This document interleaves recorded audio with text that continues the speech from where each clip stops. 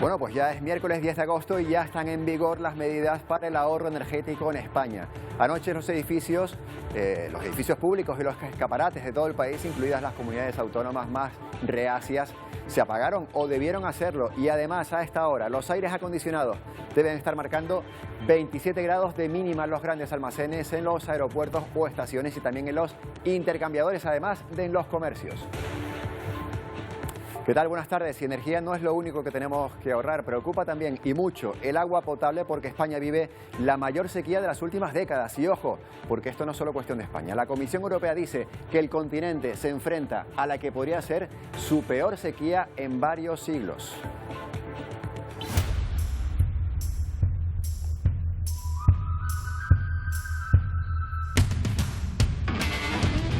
Se calcula que el 46% del territorio de la Unión Europea está en riesgo de sequía. Francia, Italia, Alemania, Suiza, también Portugal o Reino Unido están atravesando episodios críticos con ríos dejando ver sus profundidades ocultas durante décadas o glaciares que están perdiendo masas a marchas forzadas. Como España, media Europa encadena olas de calor y meses en los que ha llovido menos de lo normal. El consumo, el turismo y también la agricultura siguen demandando agua, pero los embalses no dan para más. En España hacía 27 años que no había tan poca agua embalsada.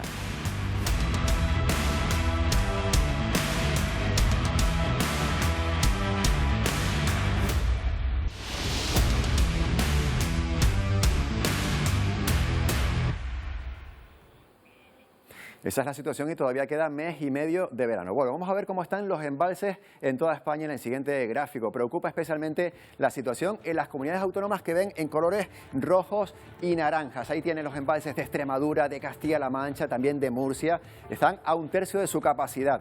Tampoco está mucho mejor en Galicia, en Castilla y León, en Navarra o en Aragón, donde están rondando el 50%. Y lo peor lo sufre, ahí lo están viendo, Andalucía, donde sus embalses tienen una media de un 28% del agua que cae.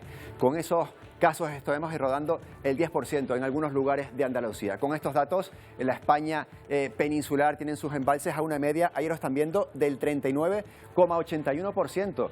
Es 19,1 puntos más bajo que lo que sería la media de los últimos 10 años. Por tanto, esa media se sitúa en el 58%.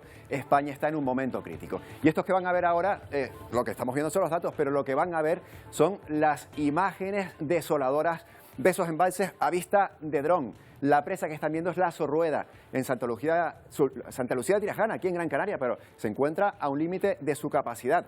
Por eso la cooperativa de regantes no seguirá sacando agua de ella y recurrirán a las desaladoras. Pero no solo en las islas, como estábamos hablando, en otros embalses, como por ejemplo este que se encuentra en Madrid, el rebaño de ovejas se refugia del sol bajo ese puente romano que están viendo, que ha quedado también al descubierto.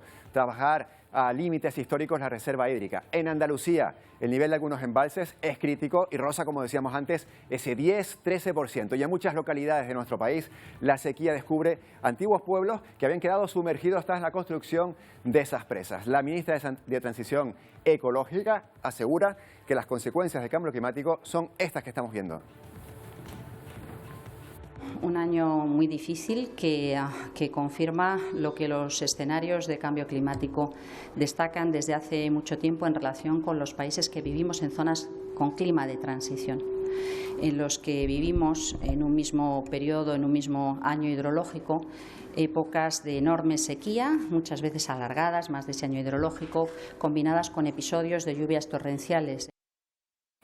Bueno, como decíamos antes, es una situación que no solo vive España. Fuera también de nuestras fronteras, países como Francia, como Reino Unido, como Suiza, han activado restricciones ante la peor sequía del último medio siglo. A ella se suman las altas temperaturas que están provocando que se pierdan hectáreas enteras de cultivo.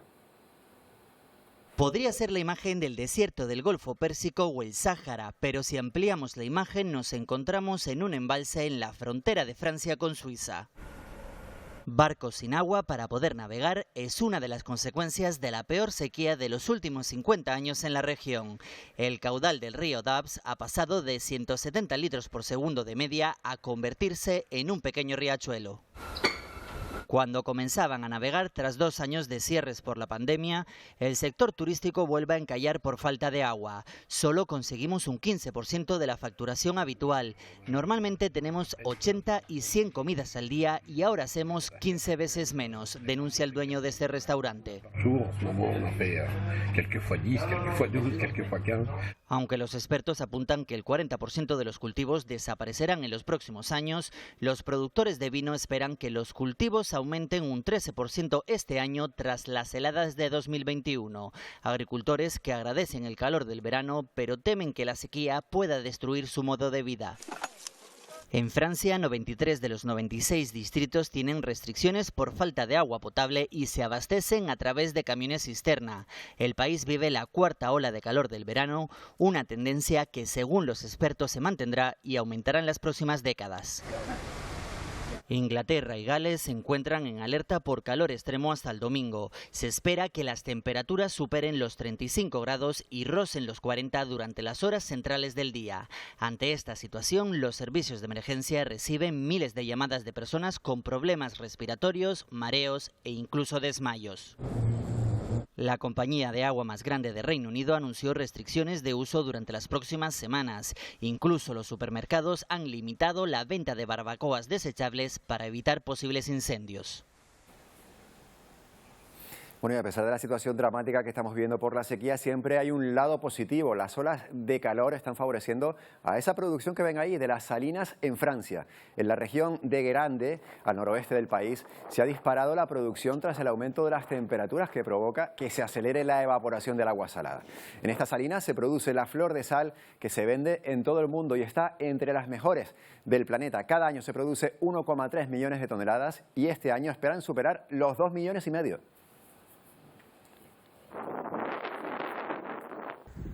Volvemos a España y hablamos del incendio que se ha declarado en León. En estos momentos se encuentran activos y sin control y con los equipos trabajando para intentar acotarlo. Nos vamos hasta ese punto en León, donde las llamas arrasaron más de 700 hectáreas. Allí se encuentra Natalia García. Cuéntanos, Natalia.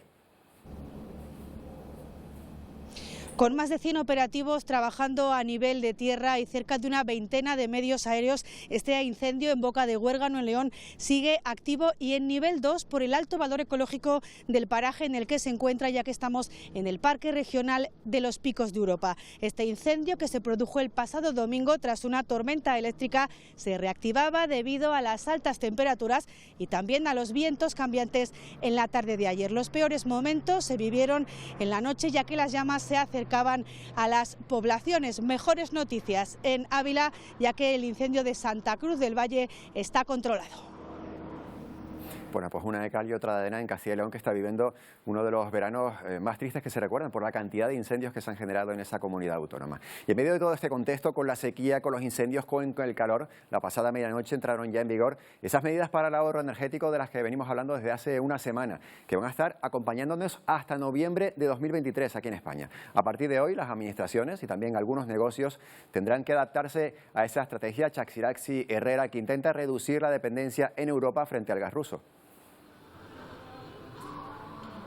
Sí, el objetivo es ahorrar energía, por eso desde este miércoles se aplica un paquete de medidas para reducir el consumo y cumplir con esas exigencias de la Comisión Europea. Son medidas que tienen que ver con la temperatura en los edificios, tanto en oficinas como en establecimientos comerciales, y que están relacionadas directamente con el aire acondicionado y la calefacción. En el caso de esta última no puede ser superior a 19 grados ni inferior a 27 en el caso del aire acondicionado. La de este miércoles es la primera medida de una batería que se irá implementando a lo largo hasta el mes de septiembre, como por ejemplo el cierre de puertas hermético para evitar un consumo ineficiente de energía. La aplicación del decreto de ahorro energético se implementará, se prolongará previsiblemente hasta noviembre de 2023.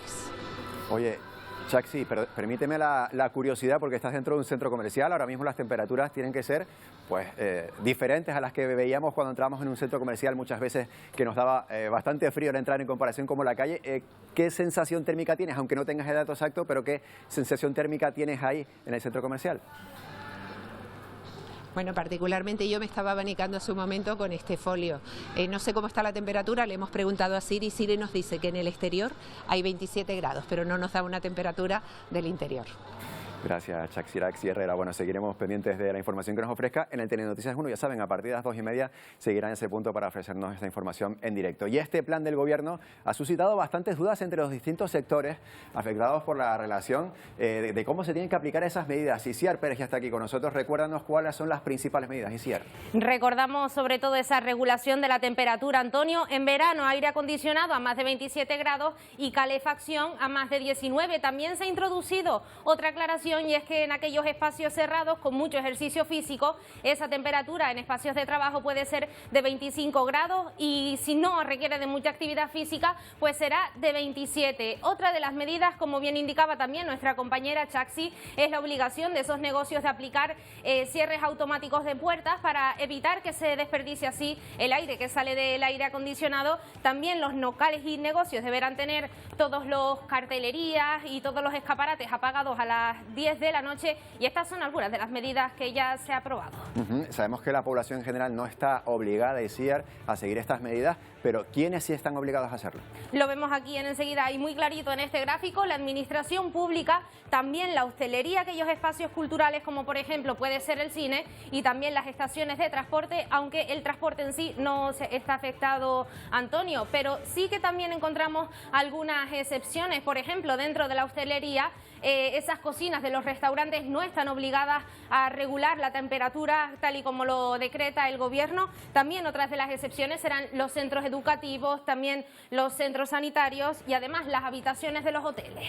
Centros educativos, centros sanitarios, las propias habitaciones de los hoteles, o sea que si tú estás dentro de la habitación del hotel no hace falta que pongas la temperatura 27, la puedes poner tú más o menos como te venga bien. No hace falta, sí, es un poco respetando, ¿no?, la intimidad y la privacidad del cliente, al igual que se respeta estando en casa. En casa podemos poner el aire a la temperatura que queramos, pues en las habitaciones de los hoteles también lo podemos hacer. Y ojo, porque también en los gimnasios podrán también regular la temperatura según mejor les convenga. Bien, porque uno está sudando allí dentro, tampoco hace falta que le pongan la temperatura a 27 grados. Gracias, Isiar. Gracias, Antonio. Bueno, cambiamos de asunto y nos vamos una vez más, un día más, hasta Ucrania, donde ya han pasado los 5 meses de guerra. Una de las zonas claves es la península de Crimea por las explosiones que se han dado en las últimas horas, y la otra zona es la central nuclear de Zaporilla, que continúa siendo asediada por las tropas rusas. En este sentido, Rusia pide que ambas zonas estén conectadas de forma energética. Sin embargo, advierten, esto supone un gran peligro. Esta es una de las explosiones ocasionadas en una base militar rusa en la península de Crimea, anexionada por Moscú en 2014. Habría un fallecido y más de una decena de personas heridas. Desde los pueblos más cercanos se pueden oír las detonaciones, pero también los coches de bombero. El presidente Zelensky dice: la guerra de Ucrania comenzó en Crimea y acabará con la liberación de Crimea. No habrá paz para los países del Mediterráneo si Rusia continúa utilizando esta península como su base militar, advierte el líder ucraniano en un discurso dedicado casi por completo a esta región. Y mientras la población intenta huir de Crimea, y los ataques con misil desde y hacia la central nuclear de Zaporizhia, la mayor de toda Europa, continúan suponiendo una amenaza. Rusia tiene la intención de conectar esta central nuclear a la red eléctrica de Crimea, pero ojo, los funcionarios ucranianos de la planta avisan del peligro que corren si pretenden conectar ambos puntos. Por su parte, los líderes del G7 urgen a Rusia a dejar de ocupar las instalaciones porque, según los ministros de Exteriores, ponen la zona en peligro. Bueno, y otros de los asuntos del día que estábamos muy pendientes ayer, empiezan a llegar novedades de ese registro que el FBI hizo en la segunda vivienda del expresidente estadounidense Donald Trump en Florida. Los medios desplazados pudieron contar hasta 10 cajas con documentos que se llevaron los agentes y que podrían contener, pues eso, documentos secretos y también clasificados de la Casa Blanca. Celia Mendoza nos cuenta la última hora desde allí, desde Miami. Decenas de manifestantes quienes apoyan al expresidente de los Estados Unidos, Donald Trump, se han movilizado hasta las afueras de la casa donde el exmandatario ha establecido su residencia en la Florida. Se trata de Mar-a-Lago, donde de acuerdo a él mismo habrían llegado este lunes varios agentes del FBI a llevar a cabo una orden de búsqueda, la cual duró todo el día y terminó al parecer con la salida de los agentes, quienes llevaban por lo menos 10 cajas con documentos. Esto estaría relacionado relacionado con una investigación que el Departamento de Justicia y el FBI venían adelantando en relación a una denuncia del Archivo Nacional, el cual indicó que el expresidente habría removido documentos importantes, inclusive algunos que podrían tener información secreta de manera inadecuada. Sin embargo, este evento se dio sin aviso previo, algo que ha denunciado el expresidente, indicando que es simplemente una cacería de brujas que busca lograr que él no pueda lanzarse a la reelección. Mientras tanto, el Departamento de Justicia se ha mantenido al margen de hacer declaraciones frente a este tema en particular, ya que es una investigación abierta. Lo propio ha hecho el FBI. La Casa Blanca, por su parte, indicó que no tenía ni idea de que esto iba a suceder, de encontrarse algún tipo de irregularidad y si se están violando leyes que podrían comprometer la seguridad nacional de los Estados Unidos, podría tener consecuencias legales serias e inclusive poder enfrentar cargos que podrían llevarlo a la cárcel. Informó Celia Mendoza de La Voz de América desde Mar-a-Lago, en la Florida, para la Alianza Informativa Latinoamericana. En este programa ya saben que hemos tratado temas como el control de armas en Estados Unidos y los tiroteos de estos últimos meses. Y no solo al norte de la frontera norteamericana, porque la mayoría de los homicidios que se cometen en México, sus vecinos del sur, se producen con armas fabricadas en Estados Unidos. Los dos países buscan cómo frenar ese tráfico ilegal. Toda una ceremonia se montó en el cuartel militar para destruir más de 1000 armas confiscadas en los últimos meses en Tijuana. Estamos destruyendo el material bélico que ha sido asegurado por personal del ejército. Fueron pistolas, rifles, ametralladoras, cargadores y municiones. Daba a las organizaciones delictivas el poder de fuego y la cobarde capacidad de amedrentar a la sociedad. La prueba más clara de que hay demasiadas armas en las calles es que casi todos los homicidios perpetrados en Tijuana este año se cometieron con arma de fuego. Ese es un problema, vamos a decir, a nivel nacional. 70% de las armas que se aseguran en México provienen de Estados Unidos. La frontera norte de México es por donde más armamento clandestino sigue ingresando. El gobierno estadounidense reconoce que es un problema común. Esto de las armas que vienen de los Estados Unidos para acá, es problema de nosotros también. Con el acuerdo bicentenario, ambos países buscan frenar el tráfico de armas al sur y el de drogas al norte, pero los altos índices de violencia y tanta muerte por sobredosis no reflejan éxito en ningún sentido. Vicente Calderón, Voz de América, Tijuana, México.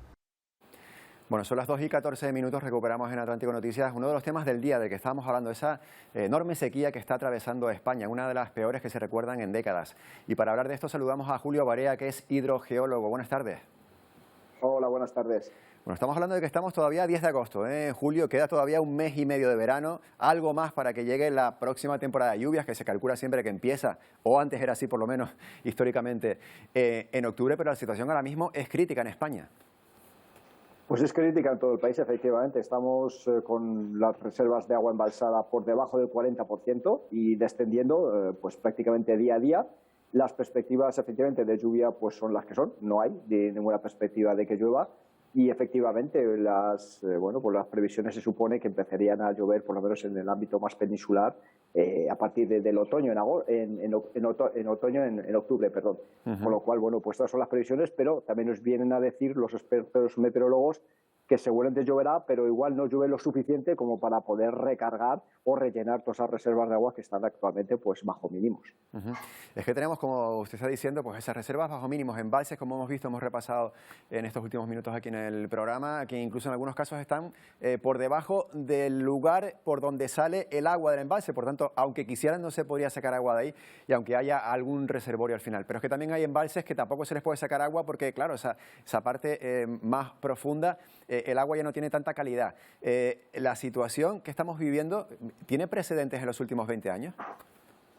Tiene precedentes. La sequía del año 95 fue una sequía incluso más intensa, por lo menos en cuanto al agua embalsada, pero también al periodo, ¿no? Duró varios años, con lo cual, bueno, tenemos precedentes, pero hay un precedente que no se cumplía en el año 95 y en el año 82. Incluso en el año 82 yo recuerdo a la audiencia que incluso se planteó evacuar Sevilla, fíjense ustedes, por el tema de que no había agua. Entonces, bueno, pues la situación era grave. Pero es que ahora mismo la situación que tenemos es que la demanda de agua, el consumo de agua, ha aumentado muchísimo en estos últimos años, con lo cual pues tenemos un problema gordísimo, porque realmente para poder cubrir toda esa demanda extra, pues lógicamente necesitaríamos agua que no tenemos, con lo cual, bueno, pues la situación lógicamente es muy grave y estamos viendo cómo día a día pues se van sumando nuevos municipios con restricciones, incluso con cortes de agua.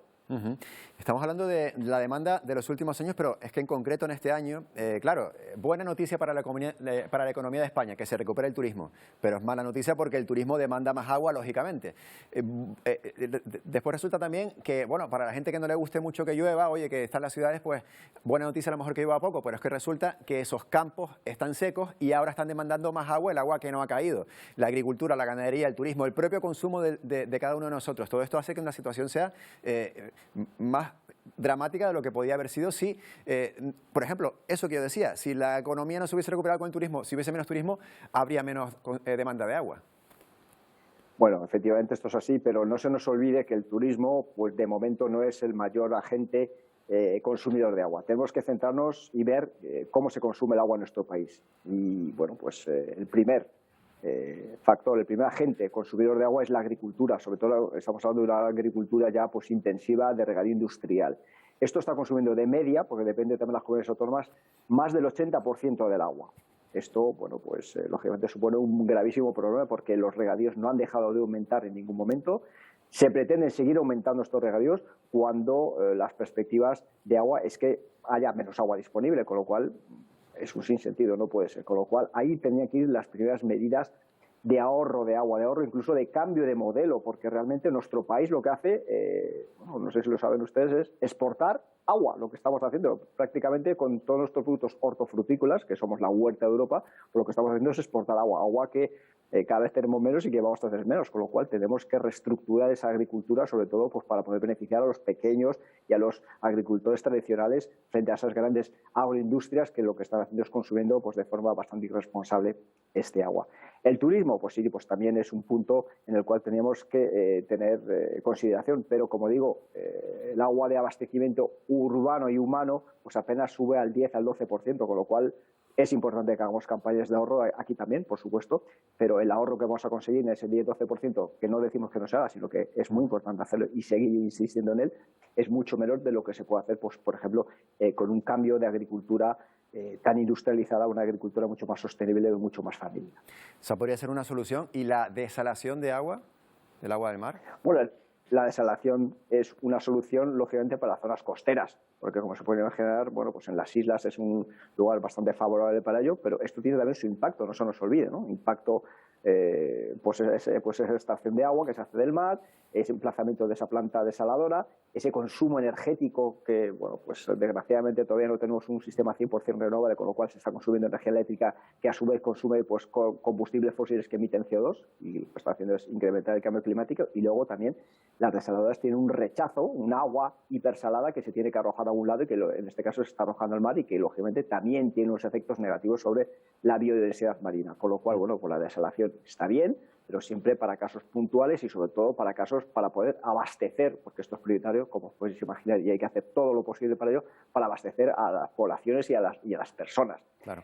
Y bueno, pues esto sería realmente lo que se puede hacer, pero por ejemplo en el interior de la península esto no se puede hacer, no tenemos capacidad de llevar agua desalada, con lo cual ahí tendremos que tirar, si no tenemos agua en los embalses ni en los ríos, tenemos que tirar de las aguas subterráneas. Y la mala noticia de esto es que prácticamente la mitad de las aguas subterráneas de nuestro país están pues muy contaminadas por actividades como por ejemplo todo el tema de las macrogranjas, que bueno, pues están afectando gravísimamente a esas reservas estratégicas de agua que vamos a necesitar ya mismo. Sí. Y luego también tenemos otro problema de control de cómo se está extrayendo esa agua. Existen más de 1 millón de pozos ilegales que todos los años se están detrayendo de forma ilegal y controlada lo que consumiría una población de 118 millones de personas. Con lo cual, bueno, pues hay muchas medidas para establecerse y hacer para intentar, bueno, pues controlar y para poder tener en un futuro inmediato agua en cantidad y en calidad.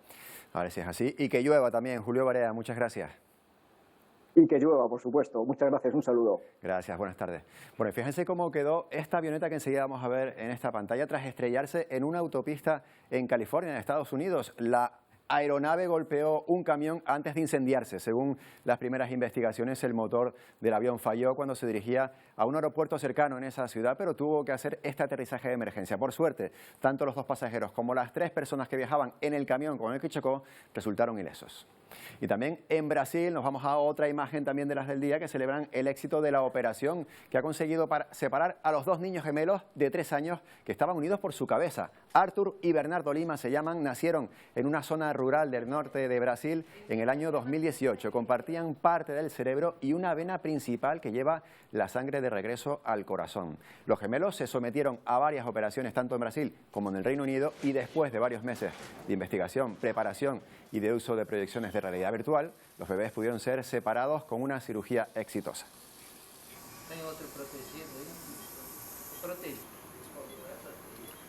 Bueno, y seguimos en América porque parece que al presidente venezolano Nicolás Maduro le ha gustado la elección de Gustavo Petro como nuevo presidente de su país vecino, de Colombia. Lo cierto es que después de años de fronteras cerradas y de conflictos, parece que el nuevo nombramiento comienza a acercar posturas entre esos dos países. El presidente Gustavo Petro ve muy cerca el restablecimiento de las relaciones con el gobierno venezolano y se refirió al anuncio del ministro de Defensa del vecino país de restablecer relaciones militares. Tienen que establecerse las relaciones comerciales, culturales, sociales, familiares incluso, y militares, que ahora hay que volver a reconstruir para que se ponga en marcha todo el proceso. Por el momento, explicó el presidente, no hay nombramientos diplomáticos. Mientras no se normalicen las relaciones no hay embajadores. Hay que ver el sistema de sanciones que aún está vigente. Frente a un eventual encuentro con el presidente de Venezuela, Nicolás Maduro, dejó claro que esa reunión se cuadrará en su momento. Aquí en las islas este martes fue rescatado un cayuco cerca de Gran Canaria con 62 personas a bordo. Oculto bajo la ropa se halló el cuerpo sin vida de un migrante. El resto de las personas que se encontraban en la embarcación llegaron en aparente buen estado de salud. La primera embarcación con migrantes es la primera embarcación con migrantes que llega a la isla desde el 25 de julio, cuando Salvamento Marítimo auxilió a otras 53 personas que viajaban en una neumática. Y reconocido por su excelencia y por los logros obtenidos. El aeropuerto de La Palma es el mejor de Europa según la Asamblea General de ASI Europa. May Navarro, cuéntanos. De enhorabuena que estamos en la isla de La Palma y en concreto en el aeropuerto localizado entre el municipio de la Villa de Mazo y de Breña Baja con una sola pista. Ha sido galardonado como uno de los mejores aeropuertos de Europa dentro de una de las categorías más importantes. 5 millones de pasajeros. Con nosotros el director. Enhorabuena por este logro obtenido a nivel internacional europeo. Muchas gracias, muchas gracias. Sí, ha sido muy gratificante y desde luego un orgullo para todos nosotros el conseguir este reconocimiento a nivel internacional. ¿Qué es lo que se está reconociendo en concreto? Pues la labor que hemos ido realizando, la capacidad de adaptación que hemos tenido durante todo el periodo COVID, de distintas normas, un entorno muy cambiante y luego durante el volcán pues también esa capacidad de adaptación a los hechos que nos venían sucediendo día a día. Importante esa época eruptiva que pasábamos el año pasado en la isla de La Palma hasta finales de año y en la que el aeródromo también se vio afectado estando unos cuantos días inoperativo, el más largo de su historia. Sí, bueno, estuvieron operativos en tres episodios, fundamentalmente era un día, 2 días y el último sí duró un poquito más, que fueron 6 días. Cada vez que nos caía ceniza pues había que hacer labores de limpieza y en un entorno y en un ambiente cambiante, depende del viento, podíamos actuar de una manera, podíamos organizar los trabajos de otra, pero bueno, lo importante es que la gente, los trabajadores del aeropuerto, pues no se rindieran y aquí estuvieron todos a piñón y muy bien y con muchas ganas de resolver los problemas y mantener la instalación operativa. Manteniendo la operativa porque el aeropuerto de la isla de La Palma no solo hace conexiones interinsulares, sino que también hace conexiones diariamente con la península, con el resto de Europa también. Sí, tenemos distintas conexiones con Europa, con la península, ahora ha aumentado la frecuencia, digamos, y la operatividad de otras compañías. Y bueno, estamos ahora mismo con una demanda importante de volar aquí a la isla de La Palma. Muchísimas gracias y enhorabuena por el trabajo realizado a lo largo de estos años, bien merecido este reconocimiento. Hay que destacar a toda aquella persona que no lo sepa, como ya les decía antes, está ubicado entre Mazo y entre Breña Baja, cuenta con tan solo una pista y es que además esta instalación, como la conocemos hoy en día, es relativamente nueva, prácticamente desde el año 2000. 2011. Así es que quedan todos invitados a disfrutar del aeropuerto y de la isla de La Palma. Gracias, May. Felicidades y aceptamos, por supuesto, esa invitación. Bueno, vamos hasta Estados Unidos otra vez porque hasta 4.000 perros de raza Beagle han sido rescatados en Virginia. Un criadero luego los vendía a un laboratorio científico donde iban a ser utilizados en experimentos. No solo eso, se encontraban además en una situación de hacinamiento, por ejemplo, cuando les daban alimento a las hembras gestantes. Como una operación histórica, se calificó el rescate en Cumberland, Virginia, de 4.000 Beagles que serían vendidos para usarse en experimentos. El Departamento de Justicia la ordenó luego de investigar a la compañía Envigo por violar la ley de bienestar animal. Inspecciones oficiales listan entre las violaciones el sacrificio de perros sin anestesia. La organización PETA dice que el video de su propia investigación encubierta, cuya autenticidad no podemos verificar, muestra cachorros muertos, madres que amamantan rogando comer y canes rociados con mangueras de presión. Es frustrante que el gobierno identificó esos problemas durante casi un año y permitió que la compañía siguiera lucrando con tal tipo de conducta. El Departamento de Agricultura, que regula las investigaciones con animales, e Inotiv, dueña de Envigo, rechazaron nuestras solicitudes de entrevista. La compañía tiene ahora prohibido operar en Cumberland y los perros serán puestos en adopción. El grupo Estadounidenses por el Progreso Médico, entre cuyos donantes está Envigo, indica que el uso de perros es necesario para investigar cáncer y problemas cardiovasculares. La mayoría de los animales, incluidos los perros, son sacrificados al final del estudio porque necesitamos los tejidos y sistemas celulares para obtener datos. Pero científicos de la Universidad Johns Hopkins argumentan que el mejor amigo del hombre no tiene por qué morir. Podemos recrear órganos humanos diminutos y combinarlos para formar pequeños organismos. Los modelos en computadora también ayudan a estudiar enfermedades. Mientras la ciencia avanza, el caso de Virginia está impulsando esfuerzos en el Congreso para la adopción de leyes más estrictas que prevengan el innecesario sufrimiento de más animales. Y terminamos en Estados Unidos con la mayor tenista de todos los tiempos, Serena Williams, que se retira, la jugadora que más títulos ha ganado de Grand Slam, con un total de 23. It feels good. Really good. It feels great. Bueno, lo anunciaba este martes en una carta publicada en la revista Vogue. Dice que está preparada para dejar el tenis en las próximas semanas y sugiere que será tras el Abierto de Estados Unidos, tras el Open, el US Open. La tenista que compite estos días en el torneo de Toronto explicó que no le gusta utilizar la palabra retirada y que ha estado pensando en que en esta transición que prefiere describir como evolución. Así que también nosotros evolucionamos hacia el Telenoticias 1. Con ellos les dejamos y con Elena Díez tendrán toda la información de Canarias y del resto de España y del mundo. Hasta mañana.